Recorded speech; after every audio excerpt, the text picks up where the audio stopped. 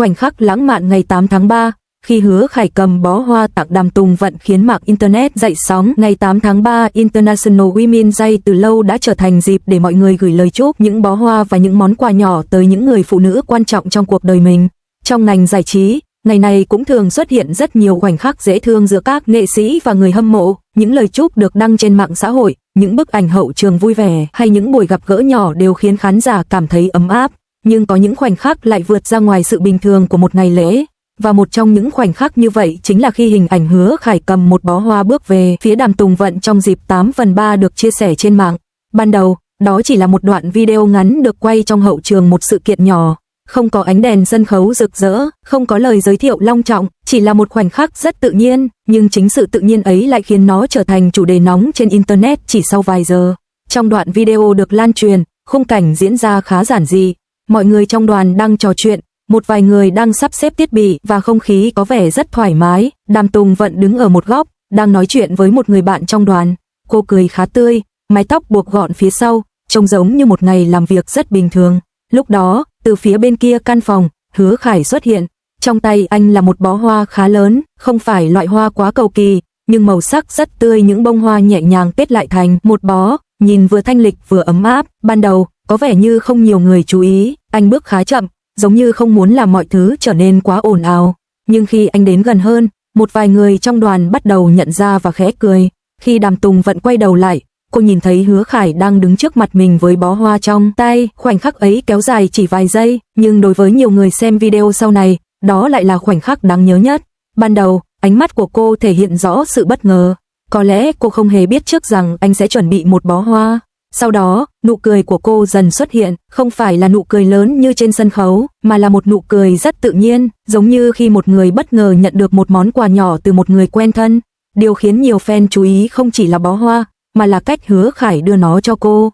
Anh không nói quá nhiều, chỉ nhẹ nhàng đưa bó hoa về phía trước, cử chỉ ấy khá đơn giản, nhưng lại mang một cảm giác rất chân thành. Ánh mắt của anh khi đó cũng rất bình tĩnh, không có vẻ gì giống như đang cố tạo ra một khoảnh khắc lớn trước máy quay. Chỉ giống như một người muốn nói, hôm nay là ngày của em, nên anh mang hoa tới. Đàm Tùng Vận sau đó nhận bó hoa bằng hai tay, cô hơi cúi đầu một chút, một phản xạ rất lịch sự và đáng yêu. Ngay sau khi cô nhận hoa, một vài người trong đoàn bắt đầu vỗ tay nhẹ.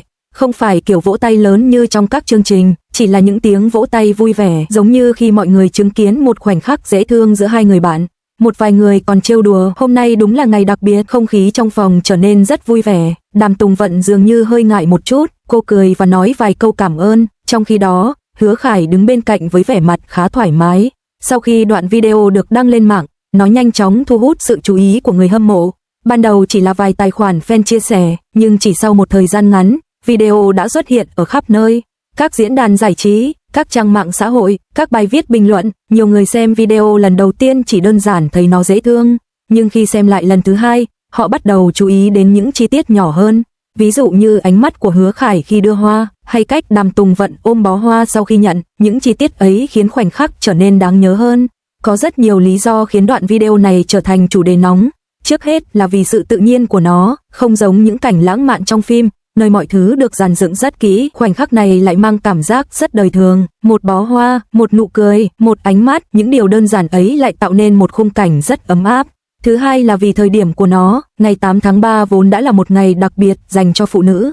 Vì vậy hình ảnh một người đàn ông tặng hoa cho một người phụ nữ trong ngày này dễ khiến người ta cảm thấy lãng mạn hơn. Trên mạng xã hội, rất nhiều bình luận xuất hiện dưới đoạn video. Có người viết rằng khoảnh khắc này giống như một cảnh trong phim tình cảm. Một người khác lại nói cách anh ấy đưa hoa thật sự rất nhẹ nhàng. Một số fan thậm chí còn nói đùa rằng nếu đây là phim, chắc chắn khán giả sẽ nghĩ kịch bản quá ngọt. Dù mỗi người có cách cảm nhận khác nhau, nhưng đa số đều đồng ý rằng khoảnh khắc ấy rất đẹp.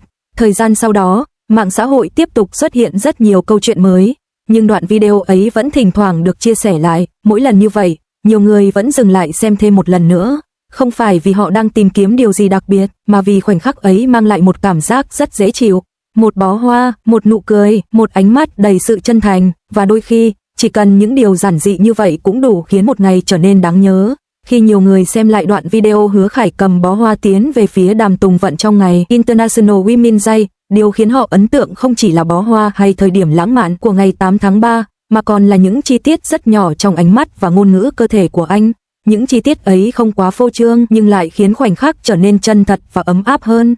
Trước hết là cách anh bước tới, trong đoạn video, Hứa Khải không đi nhanh, bước chân của anh khá chậm và ổn định, giống như muốn giữ cho không khí của khoảnh khắc ấy nhẹ nhàng. Anh không cố gắng thu hút sự chú ý của mọi người xung quanh, thậm chí có thể thấy anh hơi cúi đầu một chút khi tiến lại gần. Đó là một kiểu ngôn ngữ cơ thể khá thú vị, nó cho thấy anh không muốn biến hành động tặng hoa thành một màn biểu diễn trước đám đông, mà giống như một cử chỉ tự nhiên giữa hai người quen biết. Ánh mắt của anh cũng là điều khiến nhiều fan chú ý. Trong khoảnh khắc đưa bó hoa ra, ánh mắt của Hứa Khải không nhìn về phía máy quay hay những người xung quanh. Anh nhìn trực tiếp về phía Đàm Tùng Vận, ánh nhìn ấy không quá lâu, nhưng lại khá tập trung. Không phải ánh mắt mang tính biểu diễn như khi diễn trên sân khấu, mà giống như ánh mắt của một người đang chờ phản ứng từ người đối diện. Khi cô nhận ra bó hoa và bắt đầu mỉm cười, ánh mắt của anh cũng thay đổi một chút, có thể thấy khóe mắt anh hơi cong lên, giống như anh cũng đang cười theo phản ứng của cô. Một chi tiết khác khá đáng chú ý là cách anh cầm bó hoa. Anh không đưa bó hoa ra một cách vội vàng, tay anh giữ bó hoa khá chắc, sau đó từ từ đưa về phía trước. Cử chỉ ấy khiến khoảnh khắc trở nên chậm rãi hơn, giống như anh muốn dành cho cô đủ thời gian để nhận ra điều đang xảy ra. Trong ngôn ngữ cơ thể, những cử chỉ chậm và ổn định thường thể hiện sự bình tĩnh và chân thành. Có lẽ chính vì vậy mà khi người hâm mộ xem lại đoạn video, họ cảm thấy khoảnh khắc ấy rất tự nhiên, không có sự phô trương, không có sự gượng ép, chỉ là một người đàn ông cầm bó hoa tặng cho một người phụ nữ trong ngày đặc biệt. Cảm xúc nội tâm của Đàm Tùng Vận khi nhận bó hoa ngày 8 tháng 3, đối với Đàm Tùng Vận, khoảnh khắc ấy có lẽ cũng mang lại nhiều cảm xúc bất ngờ. Ban đầu, khi cô quay đầu lại và nhìn thấy Hứa Khải đang đứng trước mặt với bó hoa trong tay, phản ứng đầu tiên của cô là ngạc nhiên, ánh mắt cô mở to hơn một chút, giống như khi một người nhận ra rằng một điều dễ thương đang xảy ra nhưng mình chưa kịp chuẩn bị. Sau đó, nụ cười bắt đầu xuất hiện trên gương mặt cô. Đó không phải là nụ cười dành cho máy quay, mà là một nụ cười rất tự nhiên, giống như khi một người bất ngờ nhận được một món quà nhỏ từ bạn bè. Có thể trong khoảnh khắc ấy, trong đầu cô xuất hiện rất nhiều suy nghĩ cùng lúc. Một chút ngạc nhiên, một chút vui, và có lẽ cả một chút ngại ngùng khi mọi người xung quanh bắt đầu chú ý. Khi nhận bó hoa, cô dùng cả hai tay để cầm lấy. Đó là một hành động rất lịch sự và cũng rất quen thuộc trong văn hóa Á Đông, thể hiện sự trân trọng đối với món quà. Sau khi nhận hoa, cô cúi đầu nhẹ và nói lời cảm ơn. Nhưng nếu nhìn kỹ, có thể thấy cô vẫn giữ nụ cười khá lâu sau đó. Có lẽ đối với cô, bó hoa ấy không chỉ đơn giản là một món quà ngày 8 tháng 3.